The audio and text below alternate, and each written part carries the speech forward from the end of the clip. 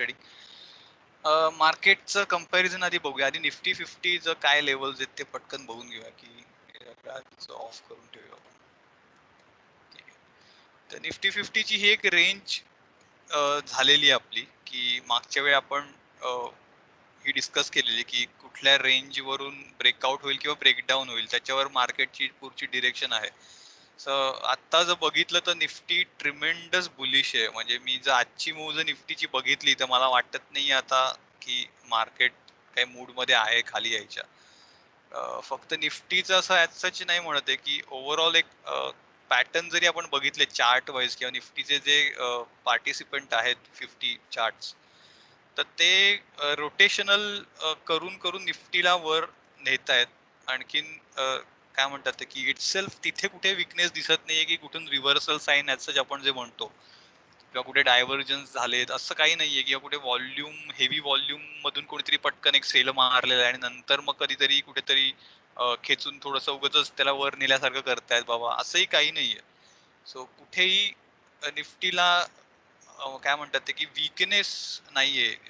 इथे नवीन पोझिशन्स तुम्हाला stock स्पेसिफिकच create करावे लागणार आहेत. आता हे जे कन्सॉलिडेशन झालेलं 4-5 दिवसाचं, राईट, आय थिंक हे इंट्राडेचा मध्ये एक बेसिक चार्ट पण मी पाठवलेला की ती लेवल निघाल्यावर निफ्टी 17,500 जाण्याचे पूर्ण चान्सेस आहेत. सो ती लेवल मला तर बघावी लागेल कुठली होती ती, किंवा इथे असतील तरी पण मला माहित नाही कुठे असतील त्या, नाही आहेत बहुतेक. ठीक आहे.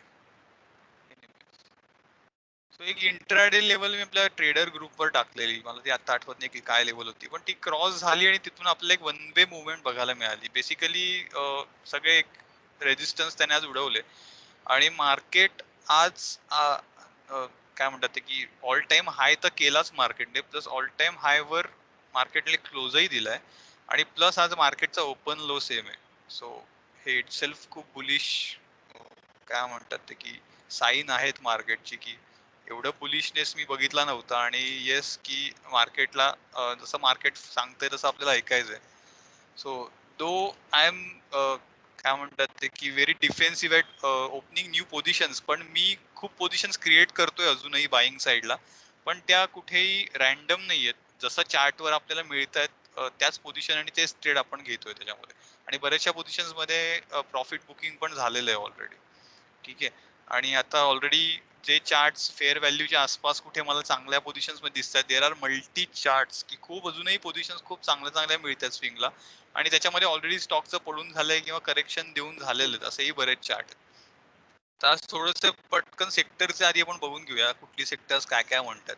ठीक आहे. तर मेटल सेक्टर एका करेक्शन नंतर एक परत ऑल टाइम हायच्या आसपास कुठेतरी लिंगर करत आहे आणि ते कुठेतरी आता हे निघायच्या बेतात आहे की इथेही पोझिशन्स होत्या त्या रिटेस्टिंग झालेलं होतं, इथे रिटेस्टिंग झालं, गॅप डाऊन वगैरे होऊन इथून परत ते आता वरच्या पोझिशनला आहे. सो हे इतकं पॉवरफुल आहे की प्रत्येक छोटं करेक्शन हे बाय होते.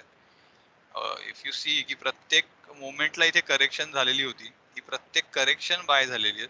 इथे एक मोठं कन्सॉलिडेशन झालं कारण की ही खूप वन वे रॅली होती, ह्याचं परत एक ब्रेकआउट मिळालं, ते ब्रेकआउट रिटेस्ट पण झालं. त्यामुळे आता हा जर हाय निघाला तर साधारण एवढं मोठ्या रेंजचं टार्गेट परत वरच्या साईडला आपल्याला बघायला मिळेल metal sector. So I am bullish on metal की मेटल परत एकदा शायनिंग व्हायला सुरुवात झालेली आहे.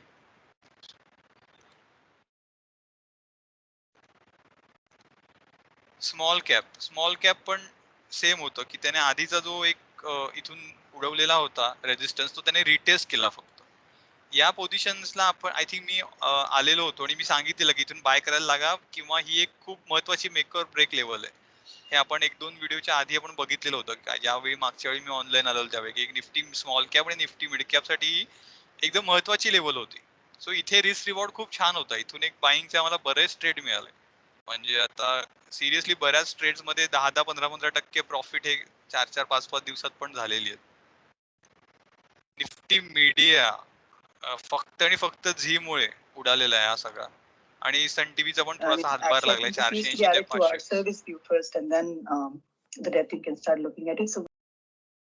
हॅलो,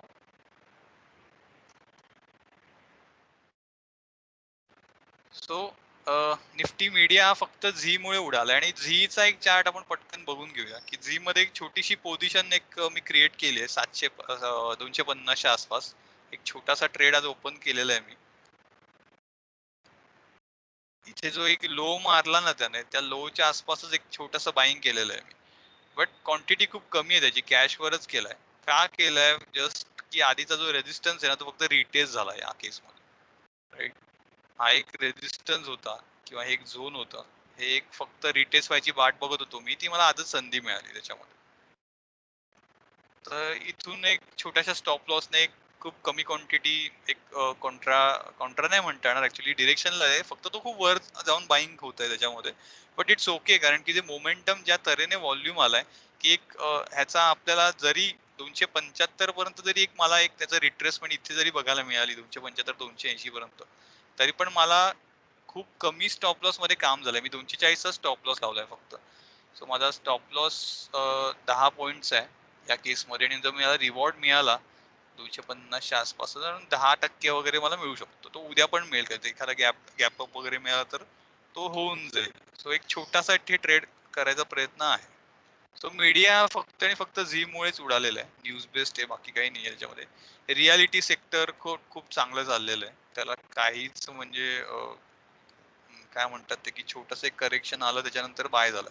आणि हा एक वरचा चॅनल जो आहे, ही जी ट्रेंड लाईन आहे, ती एक उडायच्या बेतात आहे आता. या ट्रेंड लाईनला उडवायच्या तो बेतात आहे. पीएसयू बँक्स ह्याच्यावर मी थोडं नंतर येतो. पीएसयू बँक्स आणखीन एनर्जी सेक्टरवर आपण नंतर बोलूया. Oil and gas Naveen bank Nifty. Okay,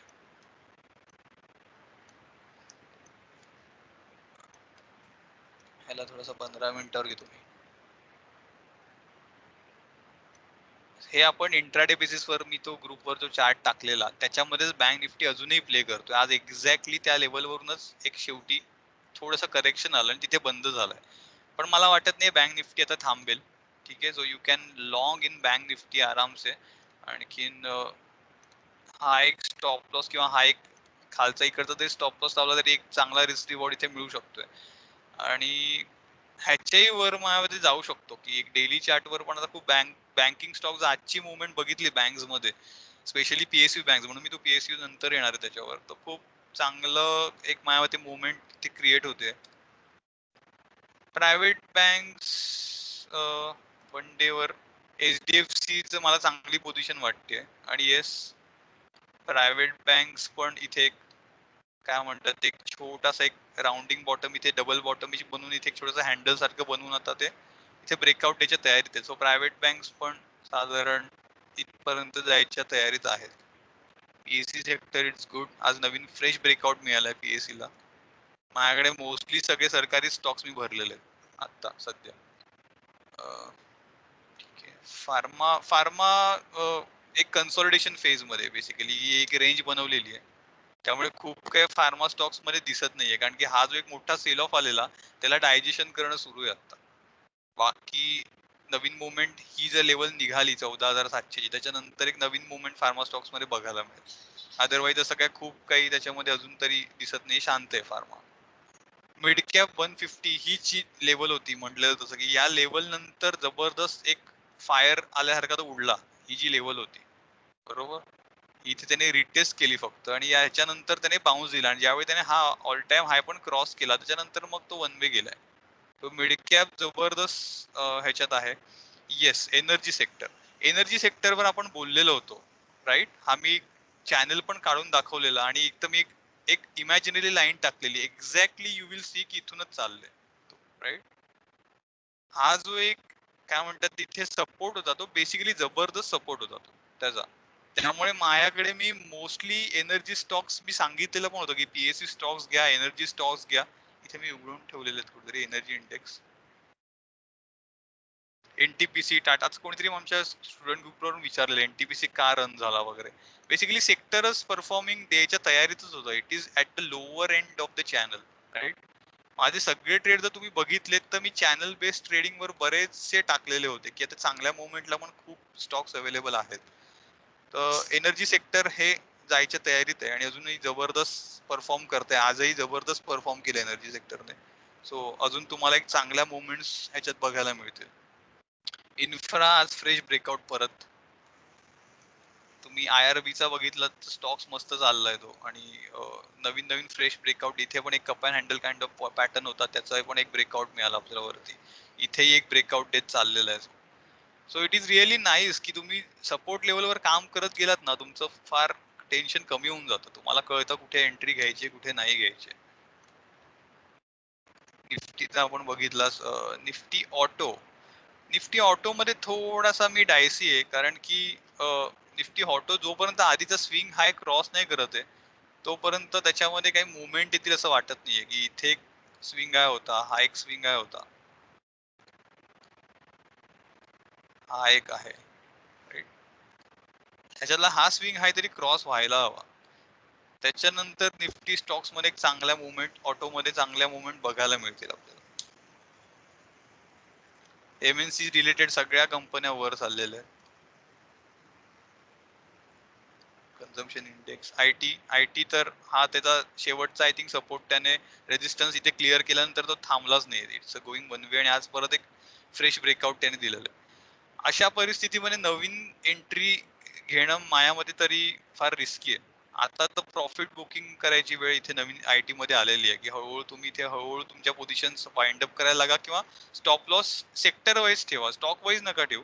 सेक्टरचा एक स्टॉप लॉस डोक्यात ठेवा, की हा निफ्टी आयटीने बाबा 34,532 तोडला, की माझ्या आयटीच्या पोझिशन ज्या काही स्टॉक्स असतील त्या मी वाइंड अप करेन. कारण की कधी कधी स्टॉक स्पेसिफिक मुवमेंट इकडे तिकडे स्टॉप लॉस उडवून वगैरे मग परत तो सेक्टरला अलाइन होतो. त्यामुळे माझी सेक्टर बघितलं पाहिजे काय करतंय ब्रॉडर सेक्टर, त्याच्यानंतर मग तो डिसिजन घेऊ शकतो आपण काय करायचं. FMCG ने ही जी लेवल होती ही उडवली, त्याच्यानंतर जसं आपण एक्सपेक्ट करत होतो की मोठी रॅली आली FMCG मध्ये, की सगळेच FMCG रिलेटेड स्टॉकने एक जबरदस्त मुवमेंट दिली. सो या होत्या सगळ्या सेक्टरच्या आपल्या न्यूज. आणखीन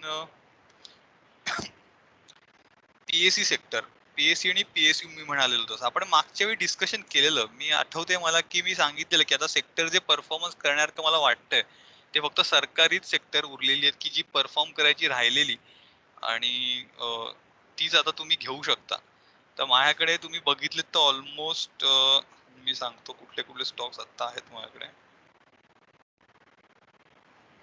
माझ्याकडे GPPL आहे, ग्रॅन्युअल्स आहे, IOC आहे, महाराष्ट्र बँक आहे, NICL आहे, ONGC आहे, पेट्रोनेट आहे, रॅलीज आहे, ठीक आहे, रेक आहे. सो इफ यू सी की माझ्याकडे मोस्टली सगळे सरकारी स्टॉक्स मी कधी घेत नाहीये, पण आता मी खूप डिफेन्सिव्ह सगळे स्टॉक उचललेले आहेत, because they are offering a good dividend. आणि बऱ्याच चांगलं मला त्याच्यामध्ये काय म्हणतात ते की एक स्कोप वाटतोय. म्हणजे इव्हन आज रेकने पण एक खूप चांगली मुवमेंट दिली. रेकची जर मुवमेंट बघितली, रेकने आज ही ट्रेंड लाईन उडवली ऍक्च्युली, राईट. सो रेक मध्ये पण जर बघितलं आपण तर हा जो एक रेजिस्टन्स होता, हा रेजिस्टन्स हा रेजिस्टन्स जो होता तो हा रेजिस्टन्स त्याने खूप इझिली क्लिअर केला आता. आणि इथे एक दिवस त्याने रिटेस्ट केली ती लेवल, म्हणजे जो कालचा दिवस होता तो 157 ची लेवल होती ती पूर्ण त्याने ती पूर्ण त्याने रिटेस्ट केली, आणि आज त्याने फ्रेश ब्रेकआउट केलं, राईट. तर आता टार्गेट काय होतंय रेक मध्ये, सो साधारण, आणि हा पण मी आय थिंक स्टॉक बरेच दिवस आधी सांगत होतो की घ्या म्हणून, की आपल्याला इथे हा मिळत होता 140च्या आसपास वगैरे. सो आय डोंट नो किती लोकांनी घेतला असेल तो. तर 176 तरी इथून वरचं टार्गेट मला इथून इझिली दिसतंय याचं. सो ही एक मुवमेंट यायची तयारीत आहेच, पूर्ण व्यवस्थित आहे. त्याच्यानंतर ONGC चा आपण बघितला,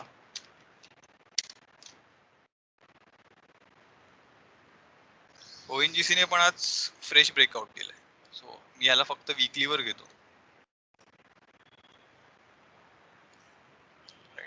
सो इथे जे एक मला वाटत होतं head and shoulder pattern kind of जो बनवत होता राउंडिंग बॉटम, तर त्याचं एक ब्रेकआउट आज इथे मिळालं एक्झॅक्टली. ही जी एक ट्रेंड लाईन इथे येत होती ह्याचं ब्रेकआउट इथे आज मिळालंय विकली बेसिसवर.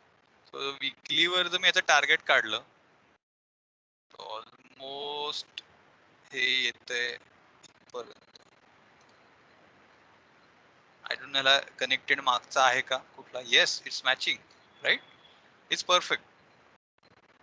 सो मला एक वाटते की 210च्या आसपास किंवा राऊंड फिगर 200 पकडून चला. इथून 80 रुपयाची एक मुवमेंट ओएनजीसी मध्ये अजून आपल्याला मिळू शकते आणि विकली आहे. आणि ओएनजीसी अतिशय स्लो स्टॉक आहे. सो मागे जसं म्हटलं तसं की आता हा पण मी घेतलेला इथे खाली कुठेतरी बॉटमला घेतलेला 100ला. 100 ते 120 पण खूप हा स्लो आरामात चाललेला आहे याचा प्रवास. त्यामुळे एक जीपीपीएल आहे. त्याच्यानंतर कुठला आहे लिस्ट मध्ये मी सांगितलं तुम्हाला, आयओसी. आयओसी एक स्टॉक्स आहे. सो बेसिकली सगळे एनर्जी रिलेटेड आहेत आणि एनर्जी सेक्टरवर मी आधी मुळात काय म्हणतात ते की लक्ष ठेवल्यामुळे हा बघा what few IOC with 100 rupees SL ने मी इथे घेतलेला होता. 104 रुपयाला मी घेतलेला. फक्त 4 रुपयाचा माझा त्याचा स्टॉप लॉस होता. टार्गेट 117. माझं पहिलं टार्गेट आज आलं नाहीये, उद्या बहुतेक ते येईल. आणि सेकंड टार्गेट 125, राईट. तर हा एक आयओसी खूप चांगला एक अजूनही त्याच्यात आणि मुवमेंट आहेत. सो नाहीये तसं नाही. इफ आय एक्सटेंडेड दिस आणि if I delete this now, आता अजून एक नवीन पॅटर्न त्याने क्रिएट केलाय which is a cup and handle, right. की हा एक इथे एक राउंडिंग बॉटम परफेक्ट कप बनवलाय त्याने.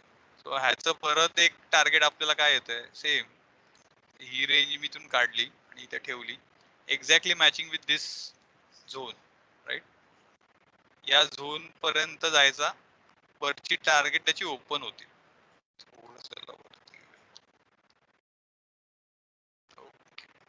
सो साधारण मला वाटतं इथून अजून एक 20-30 point movement Indian oil corporation द्यायला काहीच हरकत नाही.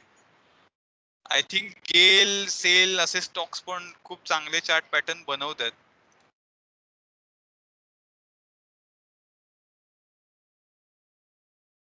सेल तर कन्सॉलिडेशन मध्ये काही याच्यात विशेष अजून काही दिसत नाहीये. गेल बघावं लागेल मला. येस, गेल मध्ये काल आणि आज एक चांगली मुवमेंट मिळाली. गेल इफ यू सी की ट्रेंड लाईन पकडून चाललेला होता. हा एक ट्रेंड लाईन पकडून चाललेला आहे. ज्यावेळी ट्रेंड लाईन पाशी येतोय चांगला बाउन्स मिळतोय. मग टार्गेट काय सिम्पल, ह्याचा जो अपर रेजिस्टन्स आहे तो त्याचा टार्गेट आहे,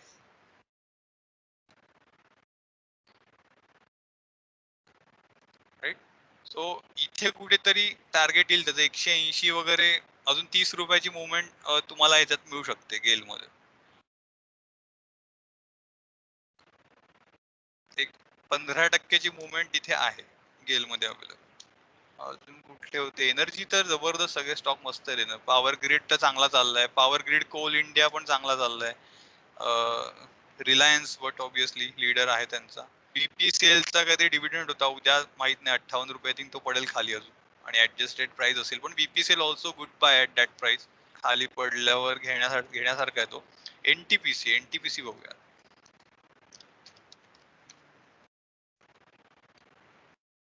एनटीपीसी सेम एक, जर लांबचा पण जर एक म्हणजे चार्ट झूम आउट करून बघितला तर हा एक कुठेतरी अपवर्ड ट्रायंगल बनवायचा प्रयत्न करतोय.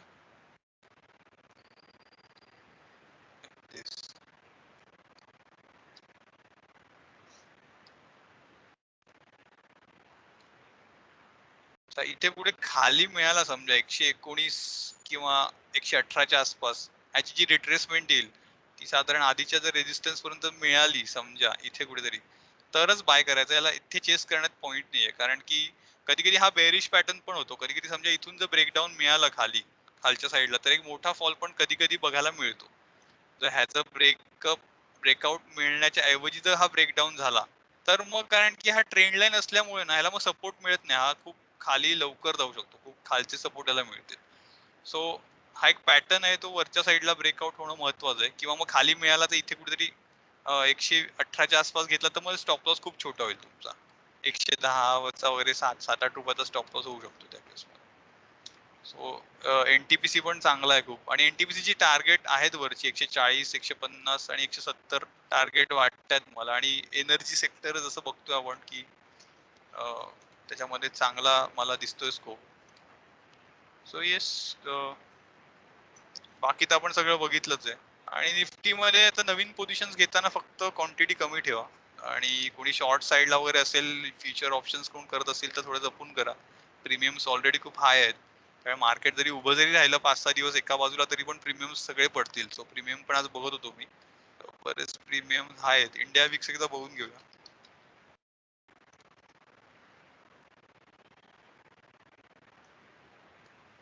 मध्ये थोडस त्याच्यामध्ये आलेली थोडीशी परत 13 रुपयाला वरती जाऊन आला. एवढा कधी 52 गेला? I don't no. आधीच दाखवते. ते डेली लावला तरी मंथली दाखवतोय बहुतेक.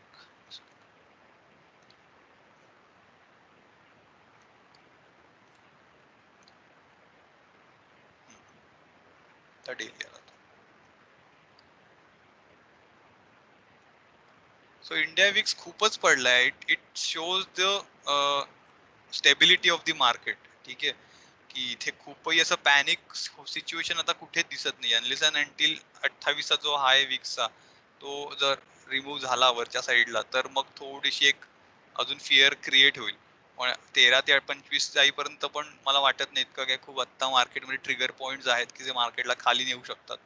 आलं तर थोडंसं करेक्शन येईल, कारण की निफ्टी ज्या तऱ्हेने चाललाय तर तो जास्तीत जास्त 100-200 पॉईंट पण हल्ली काही नाही त्याच्याकडे. 300 पॉईंट जरी खाली आला तरी तो डीपच असतो आणि तो बाय होऊन जातो लगेच. पण ह्याच्यामध्ये सेक्टर स्पेसिफिकच काम करायचंय. कुठेही असं नाही रॅन्डम की निफ्टीवर चाललंय म्हणून काही घेत चला. आता ती वेळ नाहीये काही घेण्याची. सो जर काही तुमच्याकडे माल असेल आणि तो तुम्हाला 30-40% रिटर्न देत असेल तर त्याच्यातून निघून जा. आणि काय म्हणतात ते लार्ज कॅपला थोडे थोडे शिफ्ट व्हायला सुरुवात करा त्याच्यामध्ये, मिड कॅप आणि स्मॉल कॅप मध्ये. बाकी याचा ऍडव्हान्स डिक्लाइन रेशो तर प्रेफरेबल आहे. खूप काही जास्त काय म्हणतात ते की हे नाहीये की एकाच साईडला ऍडव्हान्स झाले असते तर जरा प्रॉब्लेम आला असता की सगळेच्या सगळे 5,000 पैकी 4,500 स्टॉक ऍडव्हान्सेस आणि 500 डिक्लाइन आहेत, तर मग इम्बॅलन्स झाला असता. आता मार्केट परफेक्टली बॅलन्स आहे, ब्रॉडर मार्केट पण. म्हणजे खूप काही घाबरायची पण त्याच्यामध्ये गरज नाही की काही डिक्लाइन्स पण होत आहेत. असं नाही की फक्त ऍडव्हान्सेसच चाललेत. जसं मागच्या वेळी मी सांगितलेलं की मार्केट 14,800च्या आसपास जेव्हा आलेलं त्यावेळी पण आपल्या व्हिडिओमध्ये मी डिस्कस केलं की डिक्लाइन इतके जास्त होते त्याच्यामध्ये की मार्केट एका साईडला झुकलेलं. अशा वेळी बाउन्स येणारच होता आणि तो आलाच 2-3 दिवसामध्ये. येस, हा एक पेट्रोनेट डिस्कस करायचा राहिला आपला. पेट्रोनेट पण एक चांगला आहे. त्याला मी पण घेतलेलं आहे. आधीपासून घेतलंय त्याला.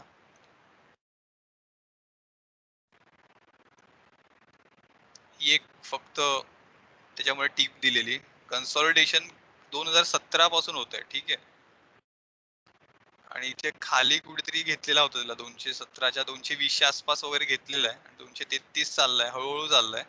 पण हे वरची जी अप्पर रेंज आहे ती त्याचं टार्गेट आहे. यू सी आधीपासून हा कन्सॉलिडेट होतोय. थोडं झूम आउट करतो. मोठी रेंज आहे त्याची. 2017 पासून जे सुरू झालंय ते अजून चाललंय. सो कुठेतरी या अप्पर रेंजला जाणं अपेक्षित आहे. अनलेस अँड अंटिल ह्याच्या आधीचे स्विंग हाईस थोडासा त्रास देतील, पण आता तरी काही प्रॉब्लेम नाहीये. आणि ज्या तऱ्हेने व्हॉल्युम्स आहेत आणि बाकी सगळ्या गोष्टी आहेत, सो एक चांगला ट्रेड आहे हा. अजून तरी काही प्रॉब्लेम नाही ह्या ट्रेडमध्ये. सो एक पेट्रोनेट कडे लक्ष ठेवा. Yes, so that's it for the day. आता कोणाला काही तुमचे चार्ट्स वगैरे असतील तर वी कॅन डिस्कस नाव. काही असतील तर कोणाच्या क्वेरीज. एनीबडी होल्डिंग एनिथिंग किंवा काही डिस्कस करायचं नवीन स्टॉक आयडिया असेल कोणाकडे तर. हायटेक पाईप बघ ना. कुठला हायटेक पाईप? HIT तोच फर्स्ट.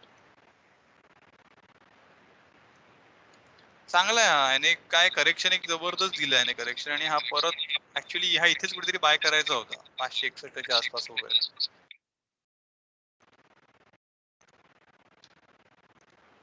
हा नवीन बाय करायचा का आता? त्याला मी बरेच दिवसापासून ट्रॅक करतोय. आज मी ऑर्डर बी टाकली होती. ती एक्झिक्यूट झाली नाही. आजची कॅन्डल होतो. नाही ठीक आहे, पॉझिटिव्ह आहे स्टॉक. फक्त थोडासा ना रिस्क रिवॉर्ड अनफेवरेबल आहे थोडासा, बाकी काही नाही. तुमचं हे स्पीकर ऑफ करता का? माझा रिबाउंड होतो आवाज मला. खूप वन वे चाललेला आहे. जबरदस्त आहे हा स्टॉक. ऍक्च्युली चार्ट पण खूप जबरदस्त आहे आता. एक राउंडिंग बॉटम याने पूर्ण क्रिएट केलं आणि हा 400 इथे कुठेतरी चांगला ब्रेकआउट दिला याने. ही लेवल मस्त होती त्याची. राउंडिंग बॉटम, थोडंसं हँडल आणि इथून ब्रेकआउट रिटेस्ट झाला थोडाफार, पूर्ण नाही नसला झाला तरी पण साधारण या लेवलच्या आसपास कुठेतरी तो एक लो पटकन बनून गेला 480 ला तो. आणि मग वरच्या साईडला आता घेतलात तरी पण तुमचा स्टॉप लॉस खूप ऑड होईल. जर डे बेसिसवर मी लावलाय तर साधारण हा स्टॉप लॉस जरी मी लावला इथून तरी पण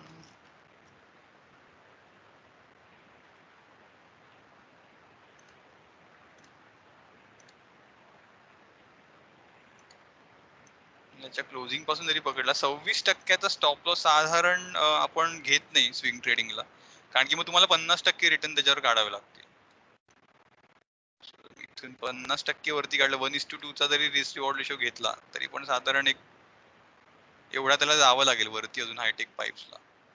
पण आय थिंक पायपिंगचा अजून एक आज ग्रुपवर आमच्या स्टुडंटवर पण आय थिंक शशांकने टाकलेला होता prince pipes. I think pipes मध्ये पण सेक्टर मध्ये पण चाललेत म्हणजे रन येते बहुतेक. सो ह्याच्यात तुम्हाला 1:1 मिळालं तरी मग निघून जा. आय थिंक 910 वगैरे 1000च्या आसपास घेतला तर निघून जा. आणि प्रिन्स पाईप पण सेम चार्ट बनवतोय.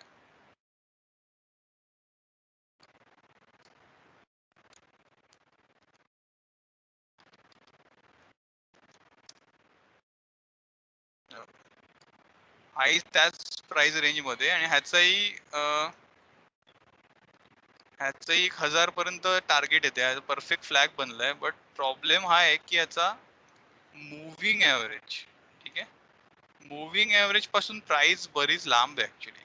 सो ऑलमोस्ट हा 34-35% लांब आहे. त्यामुळे मग असे ट्रेड शक्यतो मी अवॉइड करतो. मी फक्त +10 आणि -10 च्या रेंज मध्येच असले 200च्या आसपास तरच ट्रेड घेतो. अदरवाईज मी ते सोडून देतो, कारण की ते मग रिस्क रिवॉर्ड माझे बसत नाही त्याच्यामध्ये.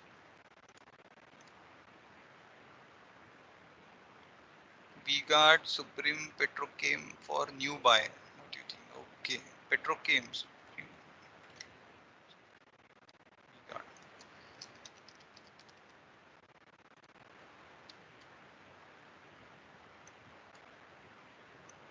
V-Guard ऑलरेडी बाय सांगितलेला आहे 240च्या आसपास वगैरे, आणि तो ट्रेड अजून सुरू आहे. तर रिटेस्ट केली त्याने आजची लेवल. तर काय अजून आहे, हा ट्रेड ऑन आहे ऍक्च्युली. जर कुठे घेतला असेल आणि आता जर परत एखादी संधी मिळेल तर you can definitely buy. Company चांगली आहे आणि ब्रेकआउट नंतर फक्त रिटेस्ट करते आणि तसा स्लो आहे हा शेअर, म्हणजे खूप काय फॅन्सी मुवमेंट नाही देत. पण एक चॅनल ब्रेकआउट ह्याने इथे चांगलं केलेलं आणि याला 200च्या आसपास त्याने सपोर्ट घेतलेला त्याने 200 मुव्हिंग ऍव्हरेजला. सो इथून एक ट्रेड होता आणि आता तिथेच तो लिंगर करतो. स्टॉप लॉस तरी हिट नाही झालाय आणि टार्गेट पण अजून आलं नाहीये. 284 म्हणजे पहिलं टार्गेट तर हेच आहे आणि त्याच्यानंतर पुढचं टार्गेट. सो हा ट्रेड अजून ऑन आहे.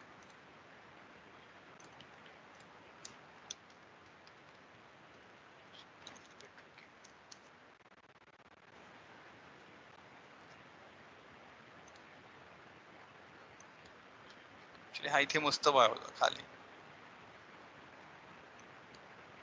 हा V-Guard सारखाच दिसतोय चार्ट, की एक चॅनल परत वरती आणि परत तिथे खाली. इथे मिळाला ना कुठे 680च्या आसपास मला मिळाला तर चांगला वाटेल अजून थोडासा.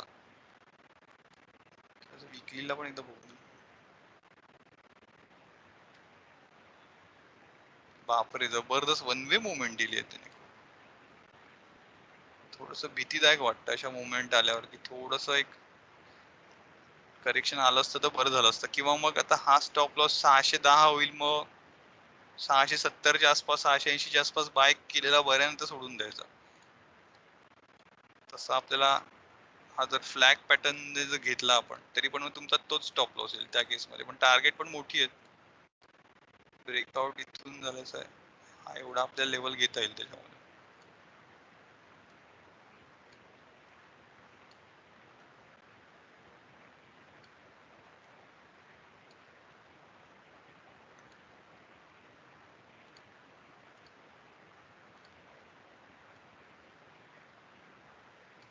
एक 1092च्या आसपास वगैरे जायला हवा. रिवॉर्ड काय असतो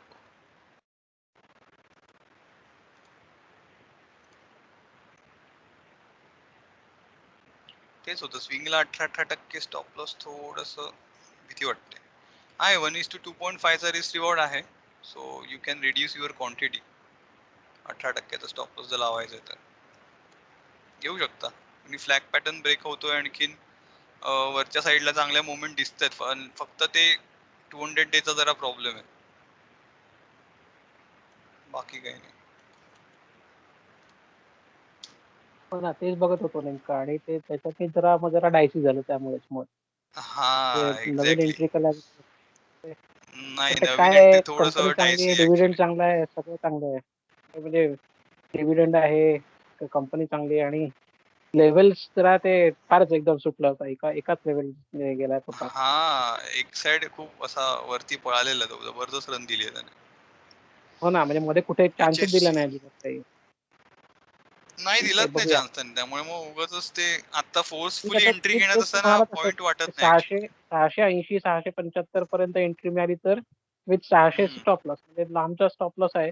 मग तो लावायची वेळ बरोबर. देत नाही शक्यतो. असं असेल तर मग गोष्ट वेगळी, नाही तर मग सोडून द्यायचं. हा, म्हणजे स्विंगचा साधारण ना, मी एक स्टॉप लॉस माझ्या डोक्यात असतो ना 8% स्टॉप लॉस वाले शक्यतो मी घेतो. 8 ते 10% अगदी डोक्यावरून पाणी. पण 18 आणि 20% मग तेवढं त्याला रिस्क रिवॉर्ड 1:2 मग जात नाही पुढे. 40% तो रन देईल की नाही देईल माहित नाही. कारण की अशा वेळी तो ऑलरेडी एका रन मध्ये असतो जबरदस्त फेज मध्ये, आणि मध्येच मग ते असं एंटर केल्यासारखं वाटतं त्याच्यामध्ये. 675 ला HFCL एंट्री मिळाली चांगलं आहे तर मोमेंट. 675 670 ला ला एंट्री एंट्री मिळाली. मिळाली तर चांगली आहे माझ्या. हा, म्हणजे मग तिकडनं 600 स्टॉप लॉस म्हणजे मग ठीक आहे, म्हणजे मग 10%च होतो ना त्या केसमध्ये मग. Yes yes yes yes. ठीक आहे, ओके, बघूया कसं काय. HFCL आम्ही ऑलरेडी एंटर केलेलं होतं. मी आय थिंक ग्रुपवर पण टाकलेलं. इथे कुठेतरी 60-66 च्या आसपास एंट्री घेतलेली होती, की हा पॅटर्न होईल असं वाटत होतं. तेव्हा झालेला नव्हता. मी फक्त इमॅजिनरी असा ड्रॉ केलेला होता. तो झाला आणि त्याने काल का परवा ब्रेकआउट पण दिलाय. सो आता हे टार्गेट ओपन झालेलं आहे HFCLचं 95. ऑलरेडी पेड मेंबर्सला आपल्याला दिलेला होता आपण, आणि हा रन आहे HFCL. जर होल्ड केला असेल तर होल्ड करा, काही प्रॉब्लेम नाही आहे त्याच्यामध्ये. Delta Corp near by target.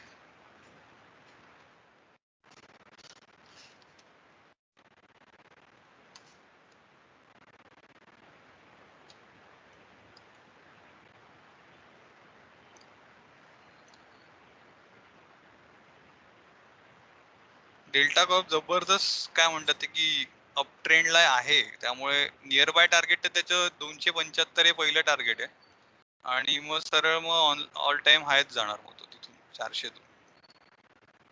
कारण की इथे एक ट्रायंग्युलर पॅटर्न पण बनवलाय त्याने, त्यामुळे ही जी त्याची लेंथ जर बघितली आपण तर ही जी जर फॉल आलेला साधारण त्या फॉल एवढा जर एक त्याचे ब्रेकआउट लेवल दिली तर मग ती ह्या दोघांच्या एक्झॅक्टली मधली येते.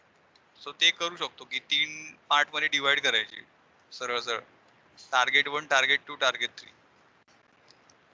तुमचं या ट्रायंगल पासून जर घेतला असेल 192 पासून, मस्त इथून ब्रेकआउट दिला त्याने. तीन टार्गेट इथून घेऊ शकतो आपण या केसमध्ये. Okay, I hope it's clear now. ठीक आहे, भेटू आता मग पुढच्या, आय थिंक वीकेंडला वगैरे एखादं घेईन काहीतरी टॉपिक, त्यावेळी भेटू आपण. ठीक आहे, चलो bye guys. Bye. Good night. Bye, good good night. Night, bye. Thank you. Bye.